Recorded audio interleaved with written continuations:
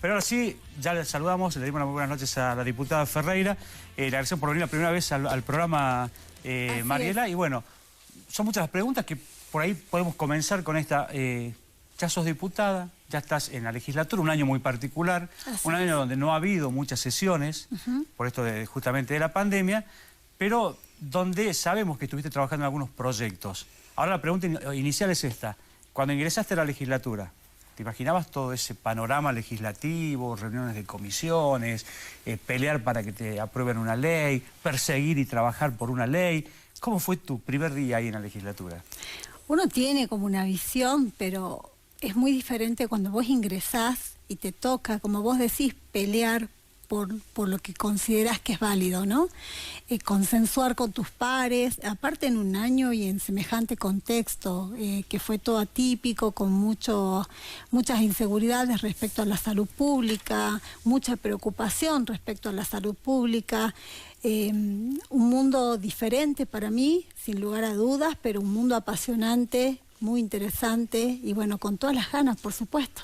Trabajando mucho. Y qué bárbaro, ¿no? Te decía, en este año de pandemia, cuando vos iniciás con todo esto y de repente te encontrás con este cuadro que no lo esperaba nadie, que nadie estaba preparado para esto, el tema de cerrar un lugar por temas de bioseguridad, después de volver a abrir, el tema de estar cuidándose, de no contagiarse. Yo creo que fue un año que nos sirvió para todos en cambiar hábitos, ¿no? A cambiar muchos hábitos y de tomar la vida de otra manera, de otra óptica, con mucho empuje, con muchas ganas y particularmente peleando día a día. Yo, ¿no? A ver, hablando de ese tema de la pandemia, siempre fui muy crítico en el hecho de que me parecía que ustedes, los legisladores, habían legislado poco cuando considero que es un servicio esencial. Entonces me parece que únicamente legislaron en extraordinarias y la gente dice que ustedes no sesionaron o no trabajaron. ¿Es así, diputada? Coincido con usted, doctor. Para mí, la legislatura era un servicio esencial, al igual que la justicia.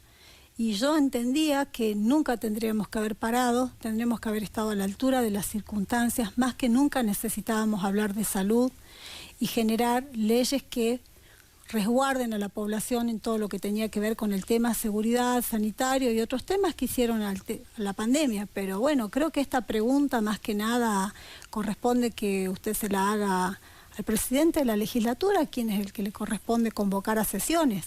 Había diputados que en cuanto nos ponían un micrófono enfrente pedíamos sesionar. Bueno, no es a mí a quien le correspondía convocar a sesión. Está bien, y es lógico, digamos. Acaba de decir la diputada que tenía todas las ganas de sesionar. Ahora que si no te convocan a sesionar, por más ganas que tengas, no lo vas a poder hacer. ¿Pero esto impidió que usted trabajara en algunos proyectos? No, nunca dejamos de trabajar, realmente nunca.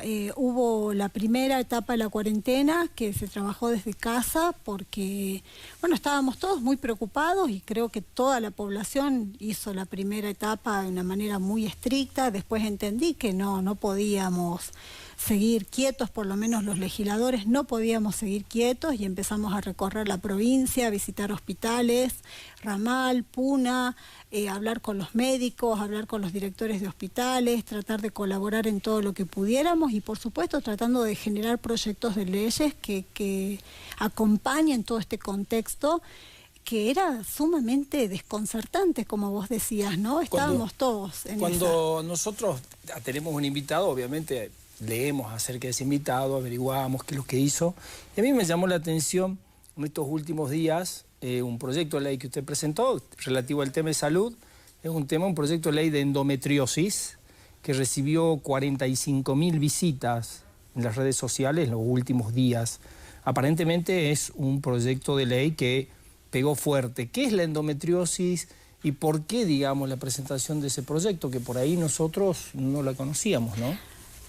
Yo les cuento, a través de redes sociales me empiezan a contactar las chicas que están muy organizadas, que están con el tema de endometriosis, empiezo a interiorizarme del tema. La endometriosis es una enfermedad silenciosa, no se conoce muy bien el origen de la enfermedad, se puede dar desde la menarca de la mujer hasta la menopausia. Es una enfermedad invalidante, muy dolorosa, donde las menstruaciones son muy abundantes, los dolores son insoportables y prácticamente invalida a la mujer en esos días y puede ser tanto indispuesta como no. Entendemos, a raíz de todo esto que te cuento y la sintomatología que tiene, que es prioritario que sea una enfermedad que se visibilice, que se acompañe a la mujer que la padece y sobre todo que se generen campañas de concientización y que se empiece a hablar del tema. La mujer necesita siempre ir al ginecólogo, visitarlo una vez al año al ginecólogo para poder llegar a esto que hablamos siempre de la medicina preventiva y no llegar cuando ya es tarde, cuando ya los dolores son excesivos, cuando ya estamos atendiendo tarde el problema.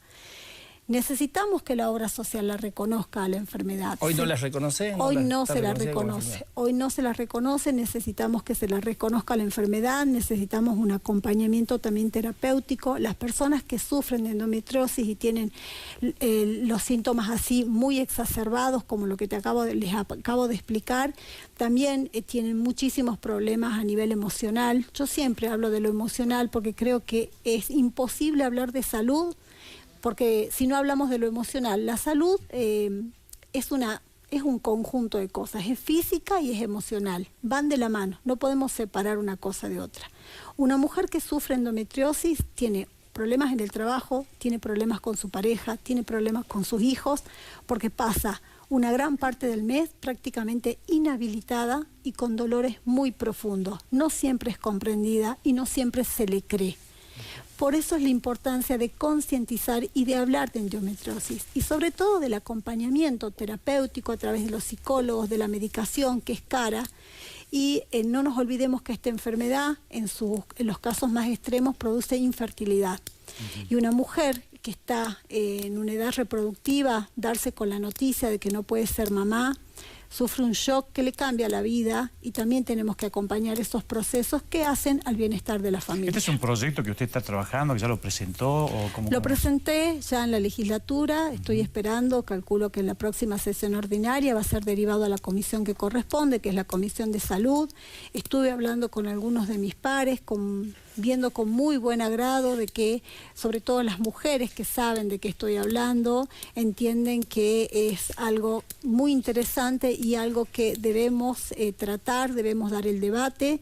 Yo entiendo que siempre que hablamos de algún proyecto de ley implica erogaciones, pero la salud, creo que este año más que nunca quedó muy en claro que la salud no es un gasto, sino una inversión.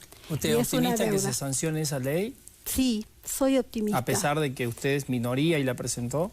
Sí, yo entiendo que yo soy oposición, pero entiendo que cuando hablamos de salud y cuando hablamos de proyectos que atienden a necesidades de la sociedad, deberíamos dejar de lado si soy oposición o no soy. Es un proyecto que las mujeres de la provincia necesitan. Bien. Otra cosa que quería comentarles es que ya 4 provincias lo tienen aprobado y estamos trabajando fuertemente con el diputado nacional para presentarlo también en Nación para lograr una ley de endometriosis a nivel nacional. Con su padre. Así es, con el diputado Julio Ferreira.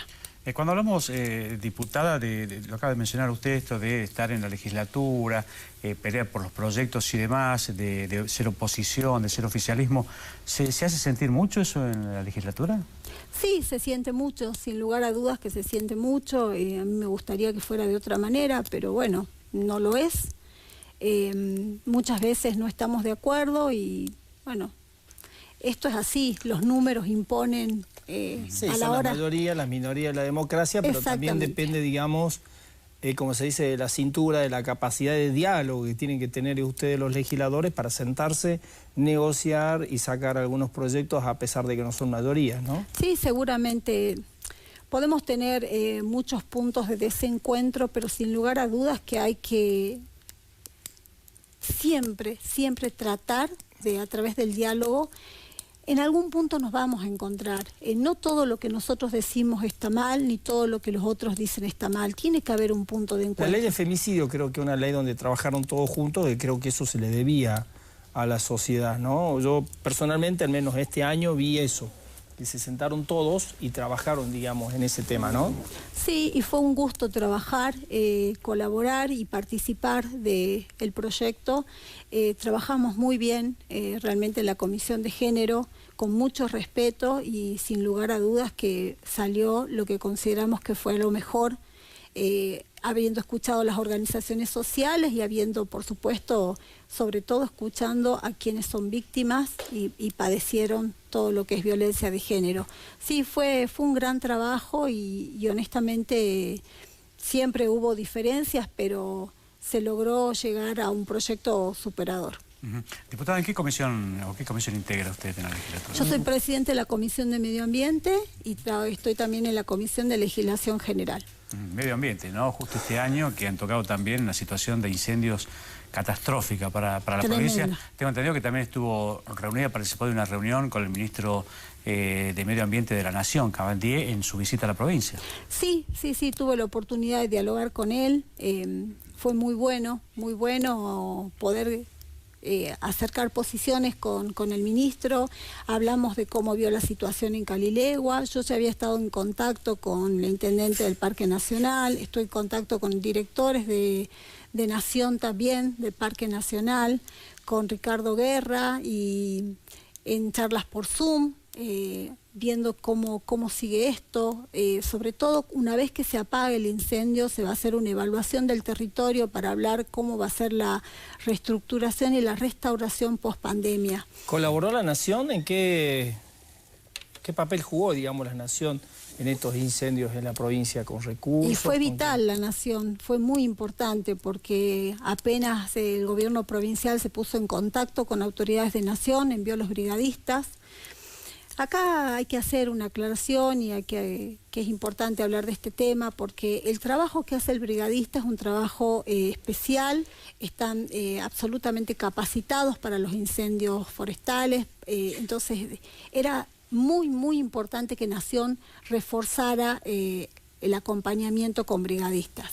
Hubo muchos reclamos de parte de los bomberos voluntarios que no se les permitía trabajar.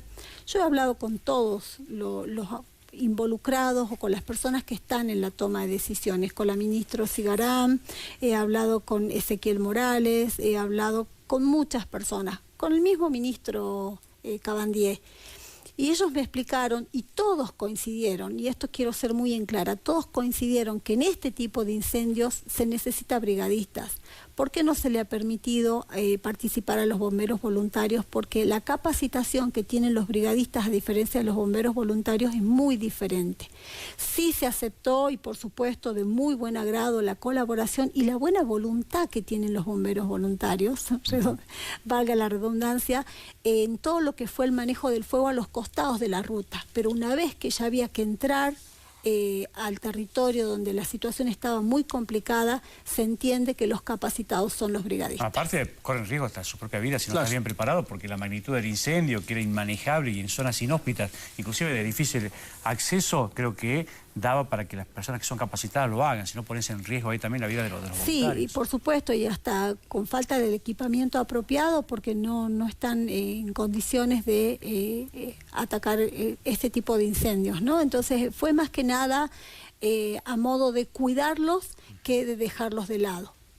Coincidieron todos, te digo que hablé con todos y fue como un punto en común con todas las voces con las que pude conversar. Sí, porque se había generado cierta polémica, sí, ¿no? Una polémica, los brigadistas, los voluntarios, de que se los dejaba de lado, que no se los dejaba participar, hubo ahí unos roces, ¿no? Y algo que no se entendió mucho. Por supuesto, vamos a hacerle una visita a los bomberos voluntarios, porque obviamente que siempre están y siempre acompañan y no me cabe la menor duda de su vocación de servicio. Diputada, como le decía, revisando, digamos, su papel, digamos, este año de legisladora, veo que hay una preocupación, digamos, por el tema de salud. Usted fue autora de un proyecto, no sé si de ley o protocolo, por el tema de acompañamiento. ¿Qué pasó con eso? ¿Cómo está? ¿El por qué, digamos? Sí, presenté un proyecto de acompañamiento para las personas que se encuentran en terapia intensiva, por esto que hablamos, ¿no? De la importancia de la salud tomada de manera integral. Una persona que está en terapia, independientemente que tenga coronavirus o no tenga coronavirus, necesita el acompañamiento de la familia para tener una evolución mucho más acelerada, mucho más segura. La emocionalidad en una persona que está en la terapia es fundamental. Cuando vos una persona la mandas a terapia y por 15 días no ve la familia, eso los deprime y hace muy lenta la recuperación. Ni hablar en los casos en donde lamentablemente el desenlace es la muerte y el familiar queda totalmente consternado por no haber podido acompañar al ser querido.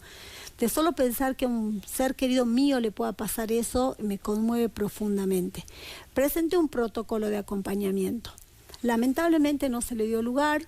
Yo estimo que ahora, que ya, gracias a Dios, hace días que no se registran muertes en la provincia de Jujuy, espero que el gobierno pueda tomarse un minutito, leerlo, y que podamos sacarlo adelante porque se habla de un rebrote.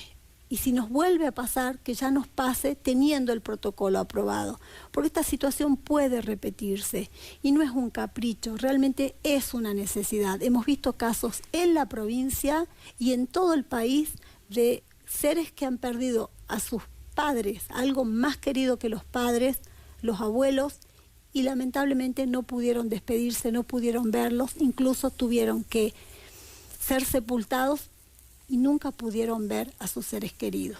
Entonces realmente entiendo que es una necesidad y honestamente me encantaría que el gobierno de la provincia levante la bandera y se haga eco de este pedido, que no es mi pedido, es el pedido de todos. ¿Usted cree que no lo sacaron porque lo presentó usted, que es de la oposición, o...? No sé, mira, el señor gobernador siempre dice que tenemos que colaborar, yo intento colaborar y honestamente me encantaría que sea escuchada.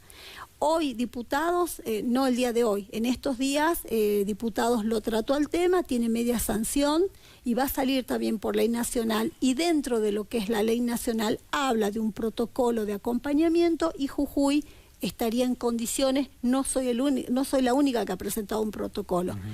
Estaríamos en condiciones de consensuar el protocolo que he presentado junto con el que ha presentado la universidad y sacar el mejor o hacer el mejor de los dos. Bien. Muchos... Sí. Antes de ir a otro tema y demás, o mejor dicho, para cambiar ya un poco de tema, hoy es el Día de la Militancia, ¿no? Sé que ha habido muchas marchas, muchos reconocimientos, muchos actos, ¿no? Algunos respetando protocolos, otros sin respetar protocolos, pero ¿cómo toma usted esta vida interna del Partido Justicialista con reconocimientos a militantes y demás? ¿Se siente el mismo fervor en el Partido Justicialista pese a toda esta pandemia y todo lo que pasó? Mira, primero saludar a la militancia y invitarlos a que sigan con la pasión de siempre, que es fundamental, que es lo que nos hace querer y soñar con una Argentina diferente, ¿no? El militante tiene un rol importantísimo dentro de toda la vida política de todos los partidos. Respecto a lo que vos me preguntás, sí, por supuesto, entiendo que el peronismo hoy está viviendo un momento muy particular. A mí me encuentra trabajando, siempre trabajando, pero entiendo que nosotros como peronismo tenemos que hacer un balance. Nos ha tocado perder en su momento el gobierno provincial, que fue un momento de mucho desconcierto para todos los peronistas. Veníamos de tener, desde que empezó la democracia, ser parte del gobierno. Y tenemos que reflexionar, no podemos esperar resultados diferentes haciendo las mismas cosas, ¿no? Creo que ese es el primer punto, reflexionar y hacer una autocrítica. ¿Qué nos pasó que nos llevó a perder el gobierno provincial? Y después hay muchos que se horrorizan por las internas que hay dentro del peronismo. No nos olvidemos que el peronismo es disidencia, somos obcecados, somos críticos, somos pasionales, tenemos nuestras virtudes y nuestros defectos. Lo que sí creo es que nunca podemos perder la capacidad de escucha y la capacidad de diálogo. Se habla de un peronismo muy callado, muy silencioso, digamos. ¿Usted considera que están así? No. A ver, en democracia, cuando yo digo silencioso no es gritar, es hacer escuchar su voz y tener una agenda como oposición, decir, con esto estoy de acuerdo, con esto no estoy de acuerdo. En lo personal, siempre que no estuve de acuerdo lo manifesté y considero que ese es el rol que me corresponde. siempre va a haber puntos de encuentro y desencuentro, como dije hace rato. Yo cuando consideré que no podía acompañar, no tuve ninguna duda de decirlo y manifestar mi posición y los motivos por qué no acompañaba. No simplemente fue un capricho, sino que siempre fue con fundamento el motivo por el que no acompañé. Y después respecto al armado de lo que es el peronismo, entiendo que de cara a las futuras elecciones deberemos constituirnos como realmente una oferta electoral superadora. Para eso invito a la juventud que se involucre, que entiendo que la juventud tiene esa energía maravillosa que genera cambios, ¿no? Cambios profundos, así que de corazón los invito a los jóvenes que participen, que hagamos entre todos una alternativa diferente del peronismo, y que por supuesto sigamos levantando la bandera de la justicia social. No nos olvidemos bajo ningún punto de vista que, por lo menos en mi caso familiar, mi padre venía de una familia muy humilde y gracias al peronismo, porque no se puede negar eso, muchos argentinos y muchas generaciones tuvieron la oportunidad de acceder a una escuela pública de excelencia, gratuita, a una universidad de excelencia, que hoy sigue siendo una de las mejores en lo que es América.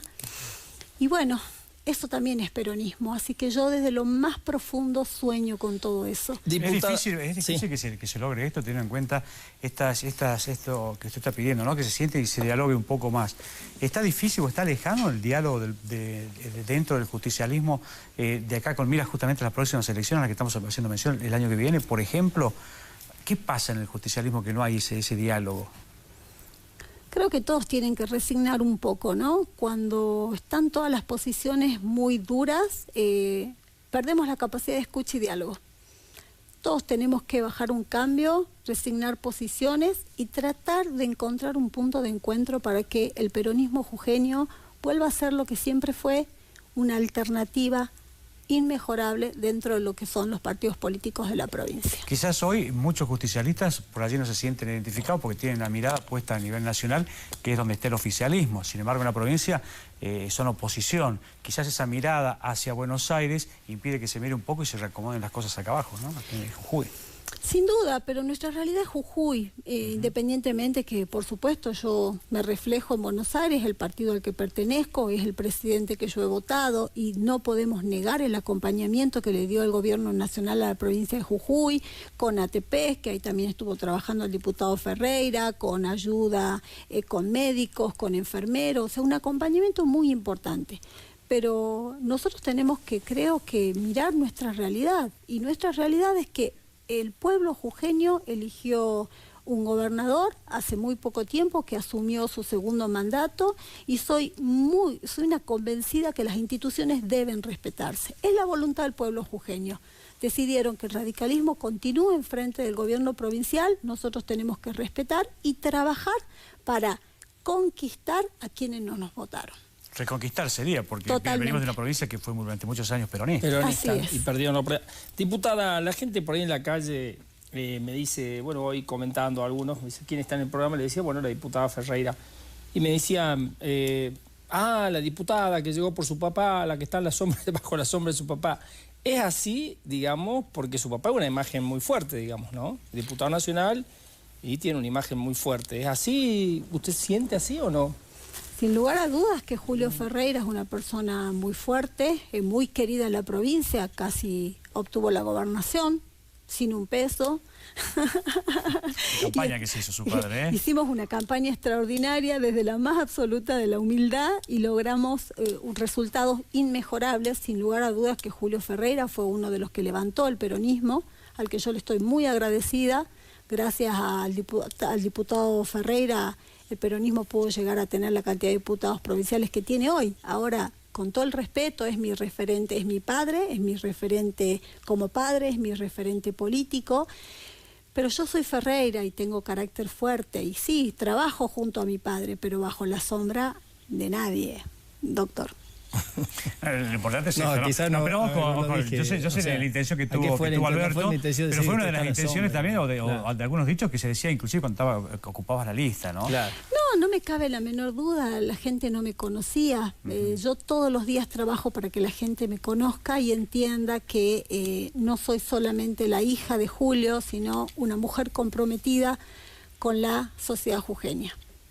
Y el compromiso está justamente, al menos lo que se entiende, en estos proyectos que tienen mucho que ver con la realidad jujeña, con el padecimiento de mujeres por estas patologías que mencionabas recién, por el tema de este protocolo, que creo que es importante, al menos que la gente del COE lo vea, que es un protocolo que más allá de pertenecer a quien lo haya hecho, digamos, lo haya redactado, es un protocolo que tiene que ver justo con este acompañamiento en un momento tan difícil como es el coronavirus que estamos atravesando en la provincia. Y después tu compromiso con lo que fueron los incendios forestales, porque a pesar de que fuiste, en este caso, o sos presidenta de una comisión, no quiere decir que ibas a estar desde la legislatura viendo por los diarios lo que sucedía. Fuiste al terreno, te reuniste, estuviste en un sector al otro. Eso habla un poco del compromiso y te pinta. Sí, la verdad que tenemos la suerte de conocer a tu padre, sabemos el carácter que tiene y cuando se le pone algo en la cabeza... Es jodido, es bastante... No quise usar esa palabra, no quise usar esa palabra, pero bueno, si tenés los genes de tu papá, entonces por dónde va tu gestión, ¿no? Soy Ferreira por donde se me mire. ¿Y qué proyecto, si te quedan 3 años...